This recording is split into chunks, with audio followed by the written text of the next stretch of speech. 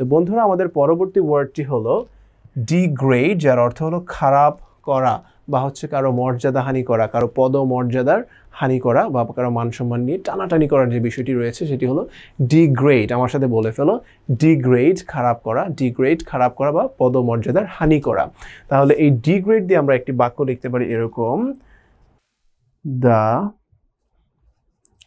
candidates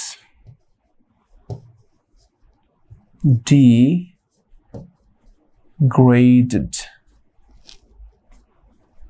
each other with insults and name calling। তার মানে ধরো এরকম হয় না যে ইলেকশনের মধ্যে ক্যান্ডিডেটস থাকে, তাদের মধ্যে প্রতিদ্বন্দ্বী থাকে এবং একজন আরেকজনের থেকে সামনের দিকে এগোনোর জন্য অনেক সময় অসৎ পন্থা অবলম্বন করে, অনেক সময় একটা নিন্দামূলক বা হচ্ছে খারাপ একটা কাজ করে ফেলে। So they did also the same thing, they started degrading each other. একজন আরেকজনের নামে অপবাদ, একজন আরেকজনকে ডিগ্রেড করা শুরু করেছে, পদমর্যাদা নিয়ে কথা বলা শুরু করেছে, and finally they did with insult and name calling.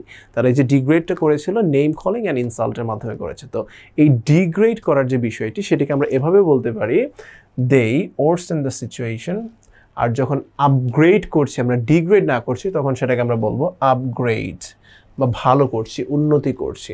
তো আশা করি তোমরা এই ডিগ্রেড অথবা ওয়ার্সেন এবং আপগ্রেডের সঠিক ব্যবহারটি করতে পারবে।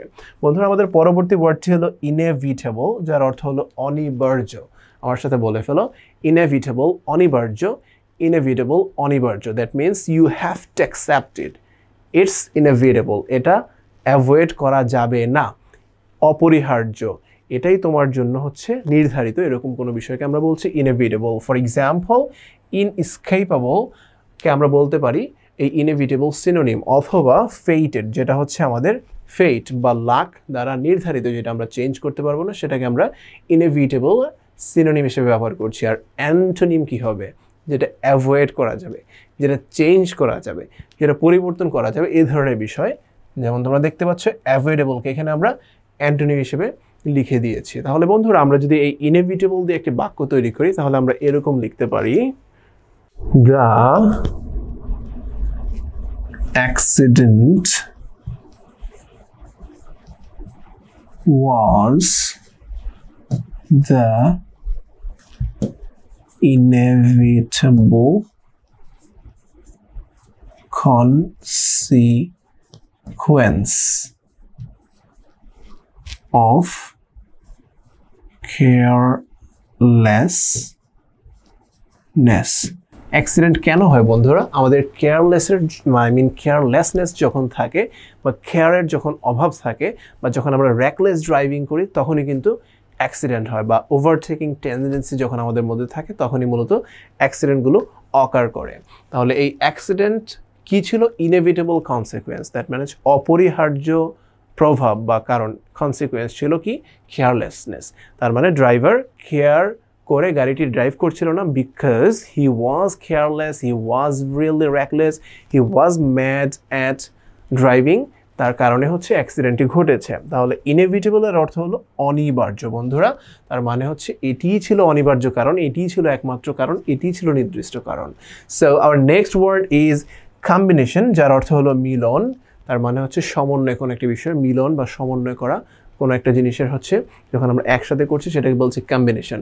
আমার সাথে বলে ফেলো, কম্বিনেশন, মিলন, কম্বিনেশন, মিলন। এই কম্বিনেশনের সিনোনিম হিসেবে আমরা ব্যবহার করতে পারছি এখানে অ্যারেঞ্জমেন্ট, যদিও অ্যারেঞ্জমেন্টের বেশ অনেকগুলো অর্থ রয়েছে। অ্যারেঞ্জমেন্টের অর্থ তোমরা ব্যবস্থা বলতে পারো, কোনো একটা বিষয়কে সুসজ্জিত করা এরকমও বলতে পারো। অ্যারেঞ্জমেন্ট অর্থ আবার তোমরা ঐকমত্য বলতে পারো বা হচ্ছে একমত পোষণ করাকেও ব্যবহার করতে পারো। আর এখানে সেপারেশন হলো বিচ্ছেদ। তার মানে যখন কম্বিনেশন হচ্ছে দুটো বিষয়ের মধ্যে, দুটি বিষয় একসাথে চলে আসছে, যখন সেপারেশন হচ্ছে তখন দুটি বিষয় দুদিকে চলে যাচ্ছে, আলাদা হয়ে যাচ্ছে, পৃথক হয়ে যাচ্ছে। এই কম্বিনেশন দিয়ে আমরা এখন একটি বাক্য লিখে ফেলবো, তাহলেই তোমরা খুব সহজে বুঝতে পারবে। The combination of tiredness and boredom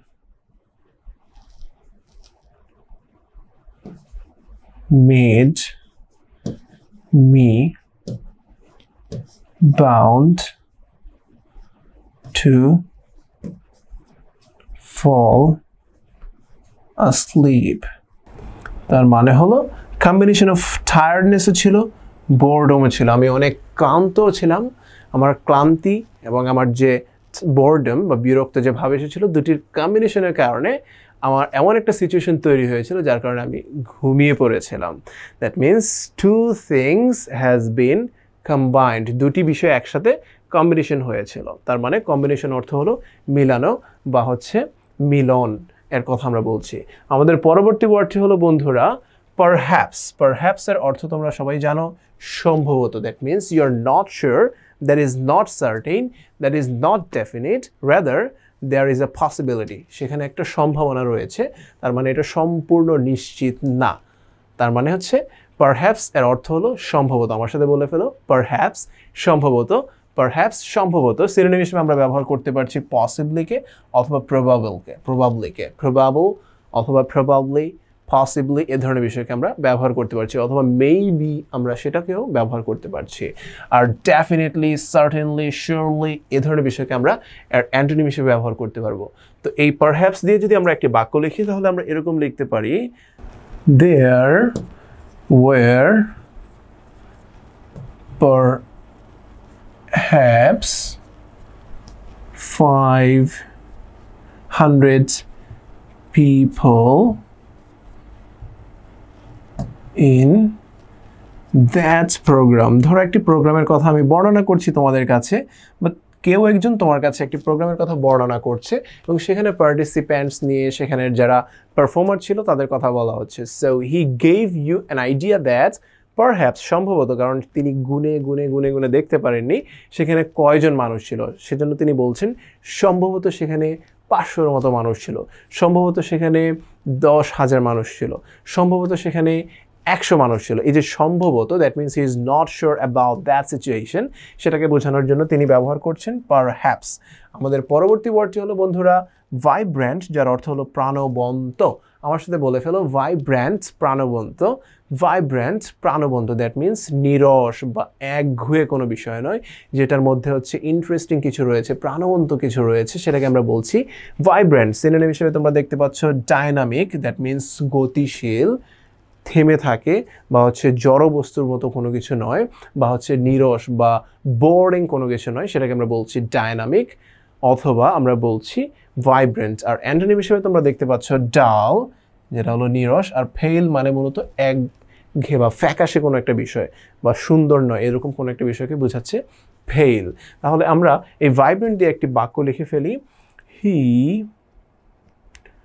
always uses vibrant colors in his paintings. That means উনি হচ্ছে ওনার পেইন্টিংয়ের মধ্যে সবসময় ভাইব্রেন্ট কালারগুলোকে ব্যবহার করেন, উনি কখনোই পেল কালারগুলোকে ব্যবহার করেন না, বা যেগুলো মানুষের চোখে পড়ার মতো না এই ধরনের কালারগুলো ব্যবহার করেন না। অলওয়েজ তিনি ভাইব্রেন্ট কালারগুলোকে চুজ করে নেন। So dear friends, next word is indigenous. Indigenous মানে হলো দেশজ বা দেশীয়, স্থানীয় কোনো বিষয়কে আমরা বলছি ইন্ডিজেনিয়াস। ইন্ডিজেনিয়াস যার অর্থ হলো দেশজ। এই ইন্ডিজেনিয়াসের সিনোনিম হিসেবে আমরা ব্যবহার করতে পারি নেটিভ, খুব কমন একটি word, you also know about it, you are familiar with this word native, যার অর্থ হলো স্থানীয়, দেশীয় বা হচ্ছে দেশজ কোনো একটা বিষয়। আর ফরেন মানে হলো বহিরাগত, বিদেশি, দেশীয় কোনো একটা বিষয় নয়। তাহলে এই ইন্ডিজিনিয়াস দিয়ে আমরা একটি যদি বাক্য তৈরি করতে চাই, আমরা এরকম লিখতে পারি, so who are the indigenous people of this land. ধরো আমরা ইতিহাস নিয়ে কথা বলছি, তখন আমরা জানতে চাচ্ছি হু আর দ্য ইন্ডিজিনিয়াস পিপল, অথবা who were the indigenous people of this land. এই যে ল্যান্ড, এখানে কারা স্থানীয় মানুষ ছিল, কারা হচ্ছে অন্য জায়গা থেকে এখানে বসবাস করা শুরু করেছে, এই ধরনের বিষয়গুলোকে আমরা যখন কথা বলছি তখন আমাদের জানা দরকার কারা ইন্ডিজিনিয়াস ছিল। So who are the indigenous people, এখানে আমরা বলতে পারি who are the native people, who were the native people. So dear friends, our last word for today's video is traditional. Traditional অর্থ হলো ঐতিহ্যগত, ট্র্যাডিশনের পরে ট্র্যাডিশন, ট্র্যাডিশন মানে ঐতিহ্য, আর ট্র্যাডিশনাল বলতে আমরা ঐতিহ্যগত কোনো কিছুকে বোঝাচ্ছি। এই ট্র্যাডিশনালের সিনোনিম হিসেবে আমরা ব্যবহার করতে পারছি কাস্টমারি। দ্যাট মিনস কাস্টম অর্থ হলো প্রথা, কাস্টমারি অর্থ হলো প্রথাগত কোনো একটা বিষয়। আর অ্যান্টোনিম তোমরা গেস করতে পারছো ইনোভেটিভ, প্রথাগত কোনো পদ্ধতিতে নয়, ট্র্যাডিশনাল কোনো ওয়েতে নয়, rather it is a new style, it is really innovative. কোনো একটা বিষয় আমরা উদ্ভাবন করছি, কোনো একটা বিষয় যখন নতুন করে তৈরি করা হচ্ছে তখন সেটাকে আমরা বলছি ইনোভেটিভ। তাহলে বন্ধুরা, এই ট্র্যাডিশনাল দিয়ে যদি আমরা একটি বাক্য তৈরি করি, আমরা এরকম লিখতে পারি, the dancers were wearing the traditional, অথবা বলতে পারি কাস্টমারি ড্রেস, কস্টিউমও কিন্তু আমরা বলতে পারি। দ্যাট মিনস প্রথাগত যে ড্রেস থাকে বা যে কস্টিউম থাকে ডান্স করার জন্য, সেটা হচ্ছে তারা পরিধান করছিলেন। So dear friends, it was all about today's video, synonyms, antonyms and word meaning. আমি বিশ্বাস করি তোমরা ভিডিওটি লাইক করেছো। If you have any comment, if you have any suggestion about today's video, please let us know in the comment box. See you in the next video. Till then, bye bye.